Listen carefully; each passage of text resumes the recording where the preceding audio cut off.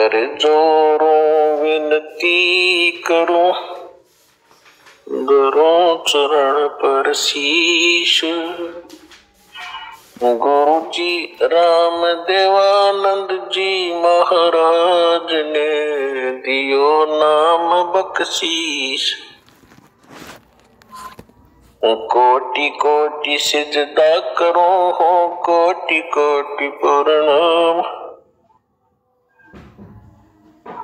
चरण कमल में राखियो, मैं बंदी जाम गुलाम।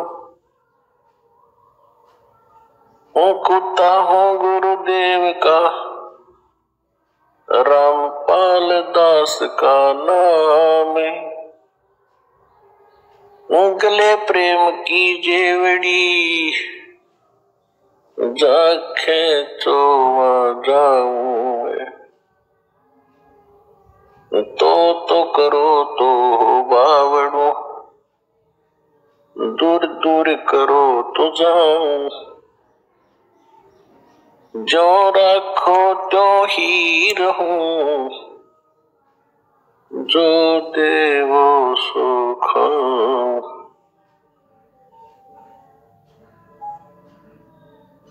परम पिता परमात्मा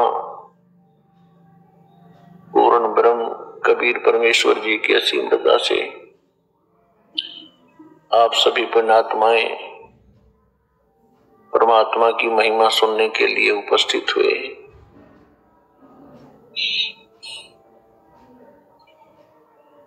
कहते हैं सुत दारा और लक्ष्मी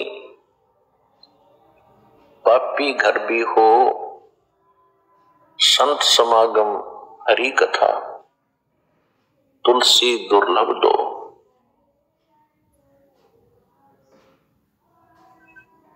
परमात्मा क्या बताते हैं?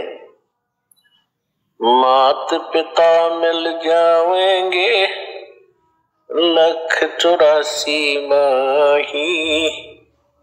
सतगुरु सेवा और ये बंद की बाई, फेर मिलन की नाही। सतगुरु के दरबार में जाइयो बारंबार, बोली वस्तु लखा देवे है सतगुरु दातार। सत्संग की आधी घड़ी और तप के वर्ष हजारे, तो भी बराबर है नहीं यूं कहे कबीर विचार। संत मिलन को चालियो, तज माया अभिमाने।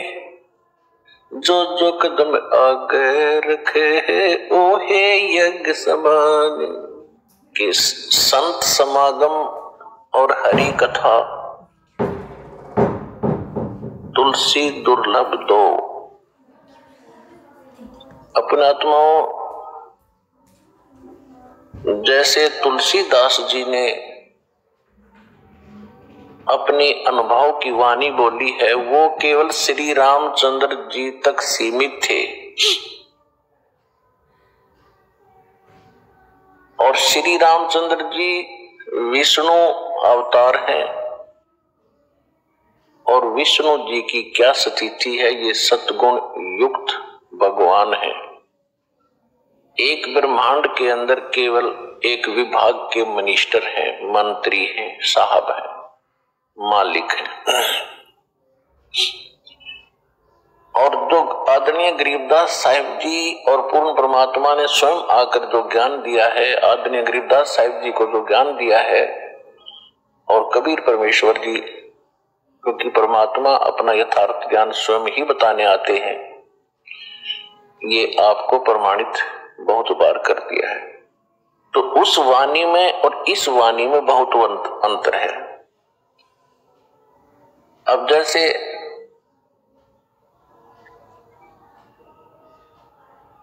तुलसीदास जी की जो दिव्य दृष्टि काम करती थी, वो केवल एक ब्रह्मांड का भी पूरा चित्रण नहीं कर पाए। और आदरणीय गरीबदास साहिब जी को परमात्मा मिले थे, पूर्ण ब्रह्म कबीर परमेश्वर जी, उन्होंने ज्ञान योग खोल दिया था, दिव्य दृष्टि खोल दी थी। तो उनकी जो वाणी है तुलसीदास जी की वाणी से बहुत सुपीरियर और बहुत आगे का अनुभव है। ये क्या होता है, दिव्य दृष्टि क्या होती है, जैसे दूरबीन होती है, दूरदर्शी होती है। एक दूरदर्शी की रेंज होती है ज्यादा से ज्यादा 1 किलोमीटर तक देख सकती है, और एक देख लेती है सितारों तक, लाखों किलोमीटर तक। तो इसी प्रकार इनकी दिव्य दृष्टि में अंतर था, और दिव्य दृष्टि के आधार से ही फिर उन्होंने वाणी बोली है। अब जहां तुलसीदास जी ने कहा कि सुत दारा और लक्ष्मी ये पापी घर भी हो, और संत समागम हरि कथा तुलसी दुर्लभ दो।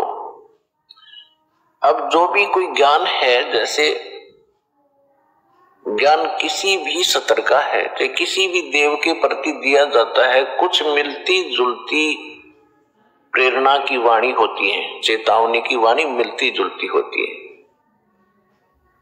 कैसे होती है? जैसे परमात्मा ने अपनी अमृतवाणी में कहा है, मानुष जन्म पाए कर जो नहीं रटे हरि नाम, जैसे कुआं जल बिना फिर बनवाया किस काम। एक तो तुलसीदास जी कह रहे हैं कि संत समागम और हरि कथा तुलसी दुर्लभ दो। तुलसीदास जी का जो हरि था वो विष्णु जी थे, श्री रामचंद्र जी थे। और यहां परमात्मा ने जो वाणी बोली है कि मानुष जन्म पाए कर जो नहीं रटे हरि नाम, वो हरि, वो मालिक, वो स्वयं के लिए कह रहे थे, जो पूर्ण ब्रह्म परमात्मा असंख्य ब्रह्मांड के स्वामी, उसकी भक्ति करे बिना बात नहीं बने। तो पुण्यात्माओं, आप जी के ऊपर वो मेहर हुई है परमात्मा की कि आप जी को संत समागम, संत सोए जो सीधा चले। संत उसी को कहते हैं जो सब बुराइयों को त्याग कर भक्ति पर लगा हुआ है और किसी को दुख नहीं देता, परमात्मा से डरता है, उसको संत कहते हैं। संत मीन एक अच्छी आत्मा, सुलझा हुआ व्यक्ति। फिर सतगुरु संत, फिर सतगुरु अलग होते हैं। संत तो सभी होते हैं, भक्त साधु संत होते हैं जो सद गए हुए साधु, बुराइयों से हट गए, परमात्मा की भक्ति में लग गए, वो संत है। तो आपका यहाँ आगमन ये संत समागम है। और फिर बताते हैं कि गुरु बिन काहू न पाया ज्ञाना, जो थो था बुस छिड़े मूड किसाना। गुरु बिन वेद पढ़े जो प्राणी, समझन सोर रहे अज्ञानी। तो संत बनाने के लिए सतगुरु की आवश्यकता पड़ती है। तो आपको सतगुरु भी मिले। संत, सतगुरु संत भी होते हैं, लेकिन उनके अंदर क्वालिटी सतगुरु की भिन्न होती है। तो ये संत समागम आपको मिला है। यहाँ आप बैठते हो, सत्संग सुनते हो, फिर आपस में पुराने भाई बहन आपको मिलते हैं, उनका अनुभव सुनते हो। तो यहाँ सारा दिन आपका परमात्मा के ही विषय में चर्चा में आपका यो अनमोल जीवन, मनुष्य जीवन का ये समय व्यतीत होता है। इसके अतिरिक्त आप कहीं और बैठते हो, किसी रिश्तेदारी में जाते हो, कहीं भी किसी और संसार के व्यक्तियों के पास बैठते हो, तो ये बातें आपको वहां नहीं मिलेंगी, क्योंकि ये तो संत समागम से ही स्टार्ट होती है। सतगुरु बताते हैं, फिर साधु संत भक्त आगे उस ज्ञान को फैलाते हैं। जैसे नकली गुरु मिले तो उन श्रद्धालुओं ने नकली ज्ञान फैला दिया, संसार में भर दिया ठोक ठोक के।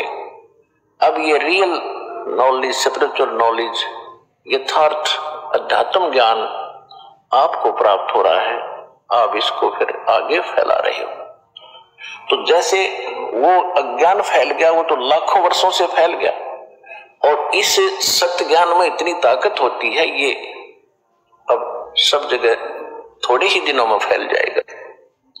और ज्ञान सब ज्ञानड़ी, कबीर ज्ञान सो ज्ञान, जैसे गोला हतोब का अब करता चले मैदान। और जितने भी ज्ञान थे वो तो एक नकली थे, और अब ये ऐसा ज्ञान है परमात्मा का जो तत्व ज्ञान है, ये उस अज्ञान रूप अंधेरे के जितने किले बने हुए हैं, ये जितने भी संत परमात्मा के बच्चों को घेरे बैठे हैं, इस ज्ञान के आधार से इन सब के किलों को तोड़कर और एक बना देगा। परमात्मा का वचन है। परमात्मा को पहचानने के लिए, आध्यात्मिक ज्ञान को जानने के लिए, और हम भक्ति सही कर रहे हैं या गलत है का निर्णय होने के लिए, करने के लिए हमने कुछ आधार मानने पड़ते हैं, आधार बनाना पड़ता है। उसके लिए नंबर 1 तो हमारे सदग्रंथ है, क्योंकि श्रीमद् भगवत गीता अध्याय नंबर 16 के श्लोक नंबर 23 में कहा कि शास्त्र विधि को त्याग कर जो मनमाना आचरण करते हैं, मनमानी पूजाएं करते हैं, उनको न तो सुख होता है और न ही उनको कोई सिद्धि की प्राप्ति होती है और न ही उनकी गति होती है, अर्थात व्यर्थ, यूजलेस। फिर तुरंत कहा है 24वें श्लोक में 16वें अध्याय में, इससे तेरे लिए अर्जुन कर्तव्य और अकर्तव्य की व्यवस्था में कौन सी धार्मिक साधनाएं करनी चाहिए और कौन सी ना करनी चाहिए, उसके लिए सदग्रंथ ही प्रमाण है। किसी की दंत कथा पर विश्वास मत करना। एक तो ये आधार है कि हमारे सदग्रंथ जो हैं ये परमात्मा का विधान है और सत्य ज्ञान है। तो अब सदग्रंथ कौन कौन से हैं? सबसे पहला ग्रंथ है सुख संवेद। सुख संवेद जिसको तत्व ज्ञान भी कहते हैं, और उसके विषय में गीता अध्याय नंबर 4 के श्लोक नंबर 32 में कहा है कि जैसे कि मैंने अर्जुन तेरे को गीता अध्याय नंबर 4 के श्लोक 25 से लेकर और 31 तक जो ज्ञान दिया है, कोई ऐसी साधना करता है, कोई ऐसी साधना करता है, कोई देवताओं की पूजा करता है, कोई हठ योग करता है, कोई मुंह पर पट्टी बांधकर अहिंसावादी व्रत का पालन करके ये सोच बैठा है कि मैं जो साधना कर रहा हूं ये सही है, कोई स्वाध्याय करके ही, कोई योग अभ्यास करके। लेकिन चौथे अध्याय के 32वें श्लोक में कहा कि इन यज्ञों की जानकारी यानी धार्मिक अनुष्ठानों की विस्तार पूर्वक जानकारी परमात्मा स्वयं अपने मुख कमल से बोलते हैं। वो परम अक्षर ब्रह्म सच्चिदानंद घन ब्रह्म अपने मुख से जो वाणी बोलते हैं, उस सच्चिदानंद घन ब्रह्म की वाणी में, कबीर वाणी में विस्तार के साथ कहे गए हैं। उनको जानने के बाद फिर सभी कर्मों से मुक्त हो जाएगा। वो तत्व ज्ञान है। चौथे अध्याय के 34वें श्लोक में कहा है कि उस तत्व ज्ञान को तू तत्वदर्शी संतों के पास जाकर समझ, उनको दंडवत प्रणाम करने से, कपट छोड़कर और सरलता पूर्वक प्रसन्न करने से वो तत्वदर्शी संत तुझे उस तत्व ज्ञान का उपदेश करेंगे। 15वें अध्याय के प्रथम मंत्र में तत्वदर्शी संत की पहचान भी बता दी है कि उल्टे लटके हुए संसार रूपी वृक्ष के जो सभी विभाग बता देगा। सह वेदवित् ऊर्ध्व मूलम अधः शाखम अष्टवम अश्वत्थम प्राहु अवम छंदासी यस्य प्रणानी ये तम वेद स वेदवित्। ऊपर को जड़, नीचे को शाखा वाला ये एक मजबूत वृक्ष, संसार रूपी वृक्ष है। और छंद छंदासी यस्य प्रणाली, इसके पत्ते और ये दो विभाग हैं, इसके पत्ते, मूल और टहनी आदि इसके विभाग हैं, जो छंदासी यस्य प्रणाली इसके विभाग हैं।